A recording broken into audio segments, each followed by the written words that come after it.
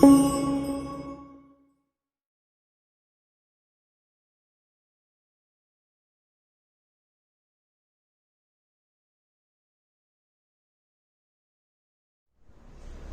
Students, देखिए हम लोगों ने पिछले वीडियो लेक्चर में बायोटेक्नोलॉजी में पढ़ा था कंस्ट्रक्शन ऑफ रिकॉम्बिनेंट डीएनए, यानी कि रिकॉम्बिनेंट डीएनए के बनाने के जो तरीके थे जो कोहेन एंड बॉयर साहब ने यूज किया था उसको तो हमने देखा ही था। उसके बाद हमने वर्किंग मैकेनिज्म भी देखा था। किसका? रेस्ट्रिक्शन इंडोन्यूक्लियस का। हमने ये देखा था उस वीडियो में कि कैसे रेस्ट्रिक्शन इंडोन्यूक्लियस स्टिकी एंड का फॉर्मेशन करता था between vector DNA and alien DNA, यानी प्लास्मिड वेक्टर का जो डीएनए था और जो एलियन डीएनए था उन दोनों को जोड़ने के लिए कैसे स्टिकी एंड का फॉर्मेशन होता था। और स्टिकी एंड भी हमने देखा, स्टिकी एंड का फॉर्मेशन तो देखा ही था, लेकिन हमने ये देखा था कि स्टिकी एंड का फॉर्मेशन तब होता था जब सेंटर से थोड़ा पहले या सेंटर से इधर अगर एक्शन करता था कौन? Restriction endonuclease. अगर वो सेंटर में एक्शन करता था, ठीक है, मान लीजिए 6 बेस है, उसके सेंटर में अगर करता था तो वहां पे क्या होता था? ब्लंट इंड या फ्लश इंड का फॉर्मेशन होता था। ठीक है जी। तो कहता है ये पूरा का पूरा मैकेनिज्म। फिर उसके बाद क्या देखे थे? फॉरेन डीएनए को और मतलब होस्ट डीएनए को, दोनों को आपस में क्या किया गया था? जोड़ा गया था, ऐड किया गया था। ठीक है। तो रिकॉम्बिनेंट डीएनए बनने का वो कहानी डीएनए लाइगेज की सहायता से पूरा होता था। कहता है ठीक है भाई, ये तो करेंगे, लेकिन कहा यह जाता है कि रिकॉम्बिनेंट डीएनए जो बनेगा उसके लिए हम जीन को निकालेंगे कैसे? प्योर रूप से डीएनए को निकालना बड़ा मुश्किल है। तो कहता है डीएनए सेपरेशन की कहानी बताने जा रहा है, यानी कि आपको ब्लैक बोर्ड पे या पीछे बोर्ड कुछ देखना ही नहीं है मैंने क्या लिखा है। पहले मैं आपको पूरा समझाऊंगा, पूरा मतलब याद करवा दूंगा, फिर बोर्ड पे देखेंगे, 2-4 मिनट का काम होता है। पहले तो पूरा समझाऊंगा। देखिए सिर्फ हेडिंग आपको देखना है कि है क्या। कहता है separation and isolation of DNA fragment. Separation and isolation of DNA fragment कैसे करेंगे, ये एक अलग कहानी है। सेपरेशन ऑफ डीएनए, ठीक है, and isolation of DNA fragments, separation and isolation of DNA fragments। चलिए देखिए, पहले कहता है डीएनए के ऊपर, डीएनए क्या है? न्यूक्लिक एसिड है। आरएनए क्या है? न्यूक्लिक एसिड है। इसके ऊपर होता है निगेटिव चार्ज। कैसा चार्ज? Negative charge. और ये जानिए प्रोटीन के ऊपर होता है पॉजिटिव चार्ज। याद रखने का तरीका सीखिए। P से प्रोटीन, P से पॉजिटिव चार्ज, N से न्यूक्लिक एसिड, N से नेगेटिव चार्ज। यानी DNA are generally negatively charge particle. इसको हम अलग कर सकते हैं। कहते हैं अलग है, इसको हम कर सकते हैं, ठीक है, और डीएनए को अलग करना ही पड़ेगा। कहता हम एक मेथड यूज करेंगे, हम इलेक्ट्रिक चार्ज पास करवाएंगे।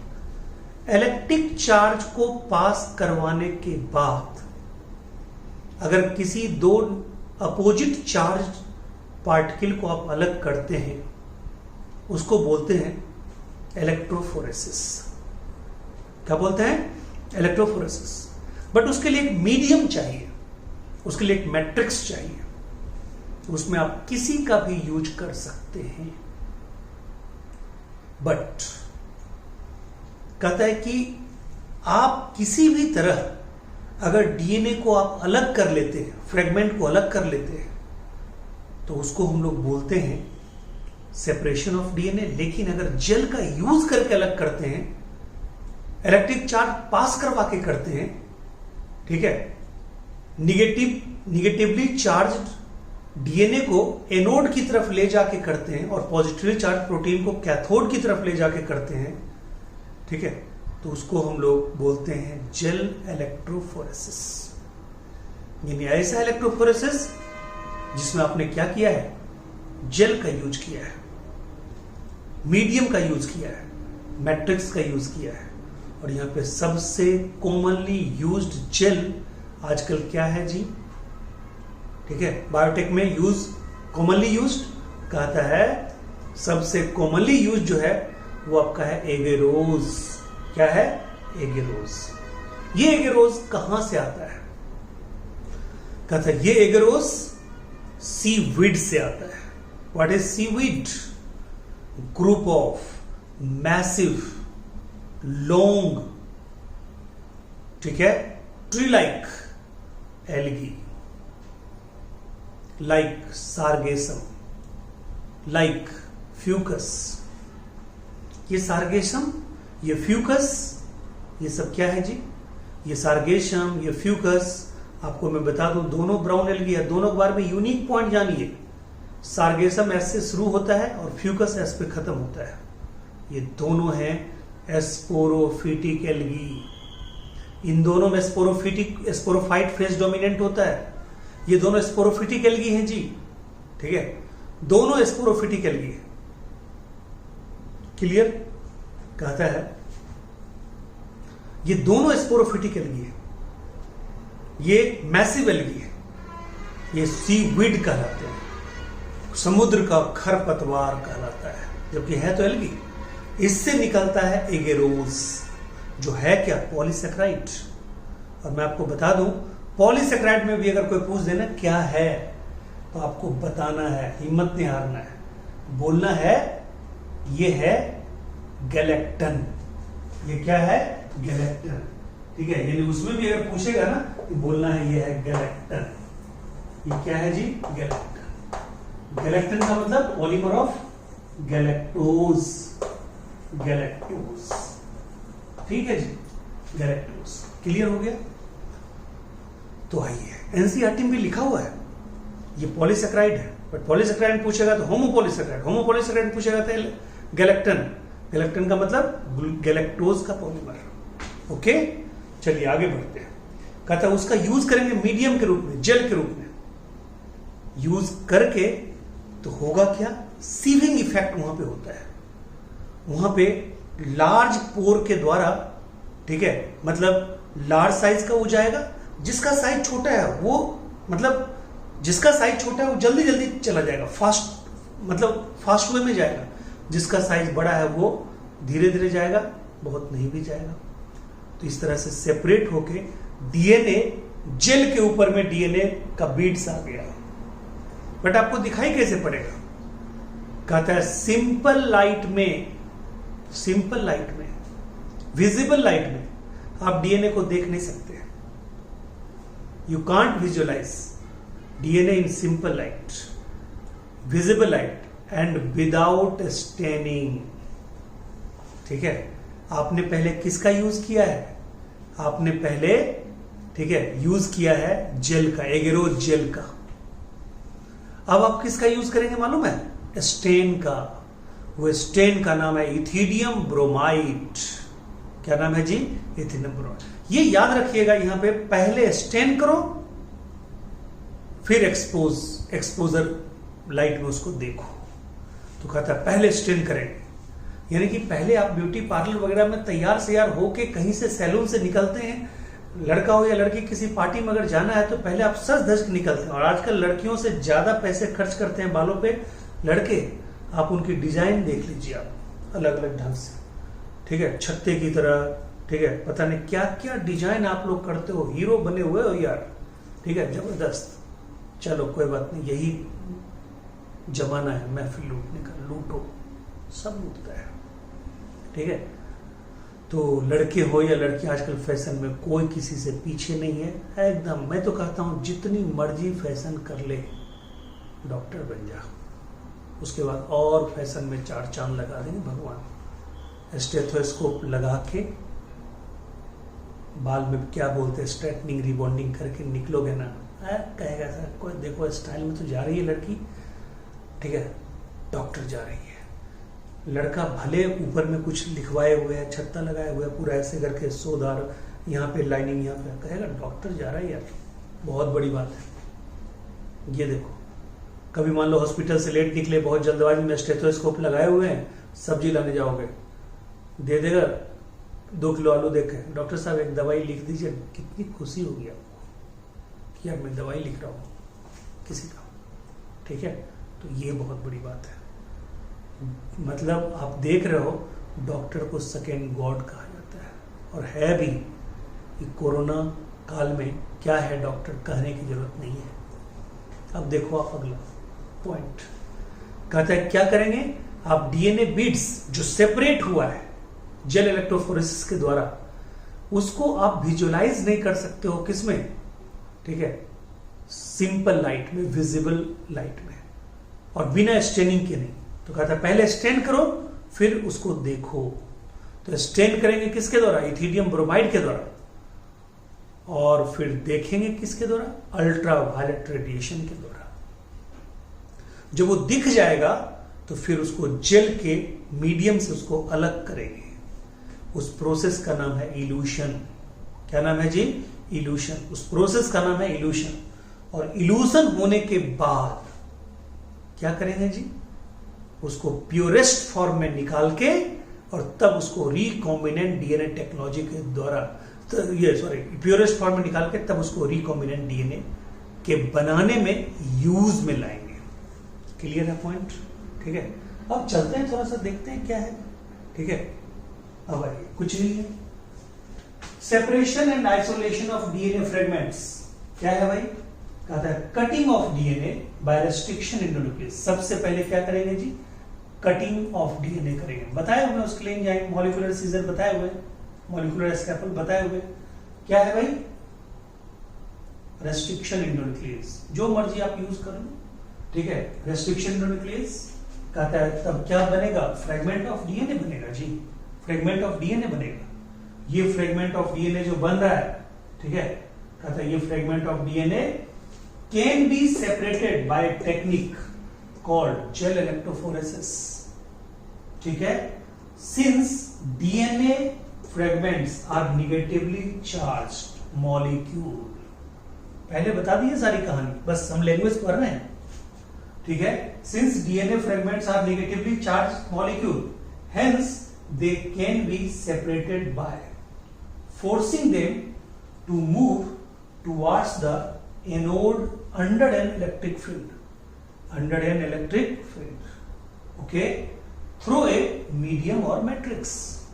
ओके, समझ गए।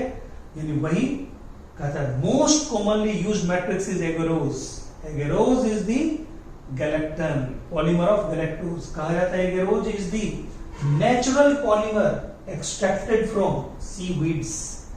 अब नेचुरल पॉलीमर में आप समझ गए ना क्या है, ठीक है। ये क्या है जी नेचुरल पॉलीमर में, ठीक है, एगेरोस ये पॉलीसेक्राइड है, और पॉलीसेक्राइड में भी आप क्या बोलोगे, होमोपॉलीसेक्राइड है।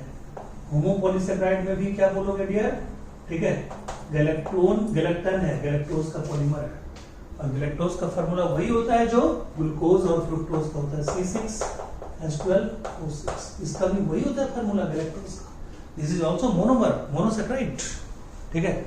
तो दिमाग में आएगा कभी कभी बायोमोलिक्यूल्स की अगर खुजली होगी तो आएगा दिमाग में कि यार सर बोल रहे हैं गैलेक्टोज का भी C6H12O6, फ्रुक्टोज का भी C6H12O6, और ग्लूकोज का तो होता ही है C6H12O6, बचपन से पढ़े। तो भाई ग्लूकोज और फ्रुक्टोज आपस में क्या है, तो ग्लूकोज और फ्रुक्टोज आपस में क्या है, क्या बोलोगे, ग्लूकोज और फ्रुक्टोज आपस में है फंक्शनल ग्रुप आइसोमर। और फिर पूछेगा ग्लूकोज और गैलेक्टोज क्या है, आज के बाद बताना मेनोज, ये एनोमर है। क्या है जी, एनोमर, ओके। चलो अब आ जाओ, कहते हैं agarose is the natural polymer हो गया। डीएनए फ्रेगमेंट्स आर सेपरेटेड, ठीक है, रिजॉल्व, उसको बोलते हैं रिजॉल्व, रिजोल्यूशन, ठीक है, according to their size through sieving effect provided by the agarose gel. Agarose gel जो सीविंग इफेक्ट प्रोवाइड कर रहा है उसके थ्रू, यानी कि स्मॉलर फ्रेगमेंट्स साइज फर्दर, ठीक है, टू मूव, बहुत तेज मूव करेगा। आ जाओ, कहता है separate DNA fragments can be visualised only after staining the DNA with a compound known as ethidium bromide. याद रखना, यहीं से क्वेश्चन आएगा एग्जाम में, यहीं से क्वेश्चन आएगा, नीट में यहीं से क्वेश्चन आएगा, नीट में ये क्वेश्चन आएगा, नीट में ये क्वेश्चन आएगा, ठीक है, समझ गए। तो नीट में यहां से क्वेश्चन आएगा, यहां से क्वेश्चन आएगा, नीट का क्वेश्चन फिक्स होता है। तो कभी कभी वीडियो में पूरा भी देखने की जरूरत नहीं है, यही दोनों देख लो, यही से नीट का क्वेश्चन आएगा। ठीक है, ओके। अब आ जाओ, followed by exposure of to UV rays. कहता है पहले, देखो यहाँ पे लिख दिया, पहले स्टेनिंग, ठीक है, देन ऑब्जर्विंग, यानी देन एक्सपोजर, ठीक है जी। ठीक है, पहले स्टेन करो, यानी पहले तैयार से होने दो किसी को, फिर देखो। ओके, क्लियर है? अब आ जाओ, यानी कि followed by exposure to UV rays. देखो यहाँ पे रीजन भी लिखा हुआ है, एनसीईआरटी ने लिखा है, we can not see pure DNA in visible light and without staining. हम देख ही नहीं सकते। नाउ वी कैन सी, ठीक है, ब्राइट ऑरेंज, देखो ये भी पूछेगा नीट में, bright orange bead, bright orange colour bead of DNA in a ethidium bromide stained gel exposure to UV light. हम जो इथिडियम ब्रोमाइड जो जेल यूज, ये इथिडियम ब्रोमाइड जो हमने यूज किया था स्टेन, उससे स्टेन्ड जो डीएनए बीड है जो जेल में रखा हुआ है, जो एक्सपोज हो रहा है लाइट से, उस बीड को हम क्या करेंगे, काट के हटाएंगे। Separated bands of DNA cut out from the, ठीक है, agarose gel and extracted from gel piece called elution. ये देखो नीट का तीसरा क्वेश्चन, ठीक है जी। ये क्वेश्चन, ठीक है, यहां से भी क्वेश्चन आ सकता है, लेकिन 1, 2, 3 ये तीनों तो क्वेश्चन बार बार पूछता है जी, आपको पूरे वीडियो में यही चीज देखना है। ठीक है, और कहता है DNA purified in this way are used in a construction of recombinant DNA. ठीक है जी, ये था आपका separation and isolation of DNA fragments for the use of recombinant DNA process in the construction of recombinant DNA process। हमारा जो अगला जो होगा वीडियो वो थोड़ा सा लंबा होगा, और वो वीडियो होगा क्लोनिंग वेक्टर का। क्लोनिंग वेक्टर के कंसेप्ट को बहुत तगड़े ढंग से समझिए, पूरे बायोटेक्नोलॉजी प्रिंसिपल्स एंड प्रोसेसेस की जान है वो। अच्छे टीचरों का भी पसीना निकलता है। वो हमारा जो वीडियो होगा वो 50 से 55 मिनट से नीचे का नहीं होगा। उसको देखने के लिए आप इंतजार कीजिए, ठीक है। और जो भी अभी तक सब्सक्राइब नहीं किए हैं चैनल को, फटाफट सब्सक्राइब कीजिए, क्योंकि YouTube के इतिहास में सिर्फ एक मेरा बायोलॉजी का चैनल होगा जिसमें बॉटनी और जूलॉजी के सारे चैप्टर के सारे टॉपिक का वीडियो प्लेलिस्ट के द्वारा YouTube पे रखा रहेगा, जिससे पूरा इंडिया फ्री में पढ़ेगा, चाहे गरीब हो, चाहे अमीर हो, चाहे जो हो, पढ़ेगा इंडिया तभी तो बढ़ेगा इंडिया। तो इसी बात के साथ लगे रहिए। God bless you. ठीक है, आपको कोई भी दिक्कत हो है यहाँ पे मौजूद, एकदम फ्री से देने के लिए। Okay, thank you so much, take care. मिलते हैं अगले वीडियो में, क्लोनिंग वेक्टर के वीडियो में।